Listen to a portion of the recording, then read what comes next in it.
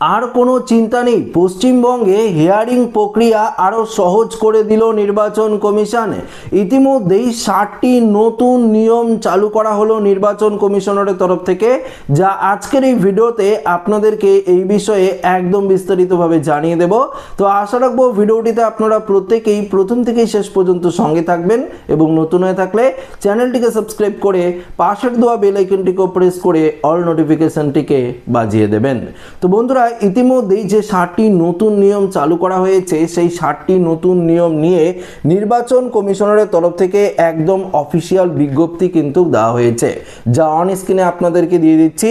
এই অফিসিয়াল বিজ্ঞপ্তিতে পরিষ্কারভাবে বলে দেওয়া হয়েছে the chief electoral officer West Bengal, অর্থাৎ জাতীয় নির্বাচন কমিশনারের তরফ থেকে রাজ্যের যে মুখ্য নির্বাচনী আধিকারিক রয়েছে তাকে কিন্তু এই 60টি নতুন নির্দেশ দেওয়া হয়েছে। এই 60টি নতুন নিয়ম যাতে আমাদের পশ্চিমবঙ্গে এই হিয়ারিং নিয়ে লাগু করা হয়, তার জন্যই কিন্তু জাতীয় নির্বাচন কমিশনারের তরফ থেকে এই নোটিশের মাধ্যমে মুখ্য নির্বাচনী আধিকারিকদের জানিয়ে দিয়েছে। এখানে কিন্তু 60টি নতুন নিয়ম রয়েছে, যেগুলো আপনাদেরকে সরাসরি আমরা বাংলায় ট্রান্সলেশন করে জানিয়ে দেব যে এখানে কি বলা রয়েছে। 1 নম্বরে বলেছে লজিক্যাল ডিসক্রিপেন্সি এবং আনম্যাপড ভোটার। যারা লজিক্যাল ডিসক্রিপেন্সির আওতায় ভোটার রয়েছে, ধরুন ওই 95 লক্ষের কাছাকাছি ভোটার, এবং যারা আনম্যাপড ভোটার রয়েছে 32 লক্ষের কাছাকাছি ভোটার, এই সমস্ত ভোটারদের যাদের নতুন করে হিয়ারিংয়ের নোটিশ পাঠানো হবে নির্বাচন কমিশনারের তরফ থেকে, সেই সমস্ত ভোটারদের যে লিস্ট, সেই লিস্ট কিন্তু প্রকাশিত করতে হবে। গ্রাম পঞ্চায়েত অফিস, ব্লক অফিস, পাশাপাশি নির্দিষ্ট শহর অঞ্চলে যদি আপনারা থাকেন তাহলে ওয়ার্ড অফিসে কিন্তু সেই লিস্ট টাঙানো থাকবে। সেই লিস্ট দেখে কিন্তু আপনারা বুঝতে পারবেন যে আপনার নামে হিয়ারিংয়ের নোটিশ আসছে কিনা। যদি এসে থাকে সেই লিস্টের পরেই আপনারা সুযোগ পাবেন, সুবিধা পাবেন। দ্বিতীয় নাম্বারে দেখুন এখানে কি বলেছে, যদি দেখুন আপনাদের নামে এই লিস্ট আসলো, তারপর আপনারা কি করবেন, আপনারা যদি কোনো রকম কিছু বুঝতে না পারেন তাহলে আপনার নির্দিষ্ট এলাকার বিএলও রয়েছে তার সাথে আপনারা যোগাযোগ করতে পারেন, বা বিএলও 2 রয়েছে যারা রাজনৈতিক দলের তরফ থেকে বিএলও 2 হিসাবে নিয়োগ করা হয়েছে, তার সাথে আপনারা যোগাযোগ করতে পারেন এবং প্রয়োজনে আপনার সমস্ত কিছু নথি নিয়ে বিএলও 2-র সঙ্গে হিয়ারিং কেন্দ্রে কিন্তু যেতে পারেন। তার জন্য অবশ্যই কিন্তু আপনাদেরকে পারমিশন নিতে হবে, আঙ্গুলের টিপ ছাপ দিয়ে। এটা কিন্তু নির্বাচন কমিশনারের তরফ থেকে জানিয়ে দেওয়া হয়েছে। তৃতীয়ত কি বলেছে, আপনার নির্দিষ্ট এলাকায় কিন্তু এবার হিয়ারিং প্রক্রিয়া হবে। দেখুন আপনারা প্রত্যেকেই হিয়ারিং কোথায় করছিলেন, নির্দিষ্ট ব্লক অফিসে করছিলেন। হয়তো আপনাদের বাড়ি থেকে সেই ব্লক অফিস অনেকটাই দূরে হয়তো থাকতেই পারে। সেক্ষেত্রে এবার কিন্তু আপনার যে নির্দিষ্ট এলাকার যে গ্রাম পঞ্চায়েত অফিস, সেটা তো আপনার নিকটবর্তী থাকবে, বা আপনার এলাকার যে শহর অঞ্চলে যদি থাকেন তাহলে ওয়ার্ড অফিস, সেই ওয়ার্ড অফিসও আপনার হাতের কাছেই থাকবে। সেখানে কিন্তু এবার এই হিয়ারিং প্রক্রিয়াটা শুরু হবে। আপনারা কি করবেন, আপনার নামের নোটিশ আসলো, তারপর আপনি যদি লজিক্যাল ডিসক্রিপেন্সির আওতায় থাকেন, বাবার নামের যদি ভুল থাকে বা মায়ের নামের ভুল থাকে বা বয়সের পার্থক্য, যে কারণে আপনার নামে নোটিশ এসেছে কারণটা অবশ্যই লেখা থাকবে লিস্টে। পাশাপাশি আপনাদেরকে জানিয়ে দিই, আনম্যাপ ভোটার হলে তো অবশ্যই আপনাদের 13টি নথির মধ্যে যে কোনো একটি নথি দিতেই হতে পারে।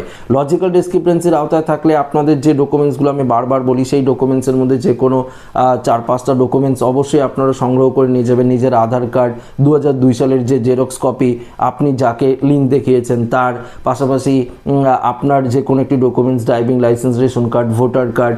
অর্থাৎ মেন কথা হলো আপনার যে সমস্যাটা রয়েছে সেই সমস্যাটা কিন্তু সলিউশন করতে হবে, তার প্রমাণ কিন্তু দিতে হবে। যদি আপনার বাবার নামের স্পেলিং মিস্টেক থাকে তাহলে সেটার সঠিক যে স্পেলিং রয়েছে তার প্রমাণ দিতে হবে। বয়সের পার্থক্য থাকলে সেই প্রমাণ কিন্তু দিতে হবে হিয়ারিংয়ে। সেটা এবার আপনারা নির্দিষ্ট গ্রাম পঞ্চায়েত অফিস বা ওয়ার্ড অফিস বা ব্লক অফিসে কিন্তু করতে পারবেন। সেটা কিন্তু অনেকটাই সহজ করে দিল নির্বাচন কমিশন। দেখুন পরবর্তী 4 নম্বরে এখানে কি বলেছে, সকল প্রভাবিত ব্যক্তিকে নথি, উপকরণ বা আপত্তি জমা দেওয়ার সুযোগ দেওয়ার পাশাপাশি যথাযথ সিদ্ধান্ত গ্রহণের উদ্দেশ্যে একই সময় তাদের ব্যক্তিগতভাবে অথবা তাদের সঙ্গে থাকা অনুমোদিত প্রতিনিধির মাধ্যমে ইআরও বা এইর মাধ্যমে শুনানি প্রদান করতে হবে। এই সমস্ত শুনানি কে করবে, এআরও বা এইআরও যেটা করছিল সেটাই কিন্তু করবে।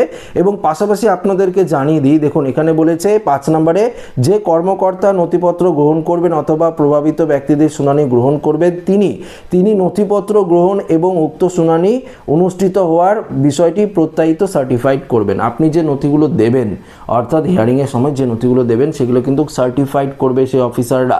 পাশাপাশি তারা কিন্তু স্ক্রুটিনির মতন চেক করে দেখবে সেগুলো অরিজিনাল কি ডুপ্লিকেট নথি, সমস্ত কিছু দেখবে এবং আপনাকে কিন্তু হিয়ারিং পর্বে শেষেই একটি রসিদ কিন্তু দিয়ে দেবে তারা। এটা কিন্তু পরিষ্কার নির্দেশ দেওয়া হয়েছে। পরবর্তী দেখুন কি বলেছে, 6 নম্বরে অননুমোদিত পত্র যদি থাকে এবং নথিপত্র গ্রহণ ও শুনানি অনুষ্ঠিত হওয়ার প্রত্যয়নপত্র বিএলও কর্তৃক বিএলও অ্যাপে কিন্তু আপলোড করতে হবে। বিএলও অ্যাপেও কিন্তু সেগুলো আপলোড করতে হবে, এটাও জানিয়ে দিয়েছে। পাশাপাশি প্রার্থীর জন্ম তারিখ উল্লেখ রয়েছে এমন মাধ্যমিক প্রবেশপত্র বা পাশাপাশি শুনানির সময় মাধ্যমিক পাশের শংসাপত্রের পাশাপাশি আলাদাভাবে জমা দেওয়া যেতে পারে। এই যে মাধ্যমিকের অ্যাডমিট কার্ডের কথা বলছি, যে নির্বাচন কমিশনারের তরফ থেকে বাতিল করা হয়েছিল যে মাধ্যমিকের অ্যাডমিট কার্ড গ্রহণ করা হবে না, আবার সুপ্রিম কোর্ট দাবি করেছিল যে অবশ্যই মাধ্যমিকের অ্যাডমিট কার্ড গ্রহণ করতে হবে, সে নিয়ে কিন্তু এবার পরিষ্কার জানিয়ে দিয়েছে যে হ্যাঁ, মাধ্যমিকের অ্যাডমিট কার্ড আপনারা জন্মের প্রমাণপত্র হিসাবে দাখিল করতে পারেন, সেটাও কিন্তু চলবে, এমনটা স্পষ্ট জানিয়ে দিয়েছে নির্বাচন কমিশন। তো বুঝতেই পারলেন এই যে নতুন 7টি নিয়ম যেটি চালু করা হলো, সুপ্রিম কোর্টের যে নির্দেশ দিয়েছিল তার মধ্যেই এবার নির্বাচন কমিশন কিন্তু অফিসিয়াল বিজ্ঞপ্তির মাধ্যমে জানিয়ে দিল, যেগুলো আপনাদেরকে বললাম। তো এটা কিন্তু অনেকটাই এবার আপনাদের সুবিধা হবে। দেখুন, লজিক্যাল ডিসক্রিপেন্সির আওতায় যদি আপনার নাম থাকে তাহলে তো আপনার কোনো চিন্তা নেই, আপনি বৈধ নাগরিক, কিন্তু কিছু ভুলের জন্য, সমস্যার জন্য আপনাকে হিয়ারিংয়ে ডাকা হচ্ছে। সেক্ষেত্রে আপনি উপযুক্ত ডকুমেন্টস যদি দেখান সেক্ষেত্রেই হয়ে গেল। যারা ম্যাপড ভোটার তাদের সেই 13টি নথির মধ্যে যে কোনো একটি নথি লাগছে, সেক্ষেত্রে তাদের যদি যে কোনো নথি দেখায় তাহলেই হয়ে গেল। এবার প্রশ্ন হলো, দেখুন এই সমস্ত প্রসেস করতে কিন্তু কিছুটা সময় লাগবে, কিন্তু তার জন্য কিন্তু হিয়ারিংয়ের যে তারিখ সেটাও কিন্তু পেছানো হতে পারে। পাশাপাশি ফাইনাল লিস্ট প্রকাশের যে তারিখ সেটাও কিন্তু কিছুটা পিছিয়ে যেতে পারে, এমনটাই কিন্তু কমিশন সূত্রে আমরা আপডেট পেয়েছি, যেটা আপনাদেরকে সরাসরি এই ভিডিওর মাধ্যমে জানিয়ে দিলাম। তো আশা রাখবো ভিডিওটি প্রত্যেকের ভালো লেগেছে। ভিডিওটি ভালো লাগলে লাইক করবেন, ওর সাথে শেয়ার করবেন, নতুন হয়ে থাকলে চ্যানেলটিকে সাবস্ক্রাইব করে আমাদের সঙ্গে জুড়ে থাকবেন। ধন্যবাদ।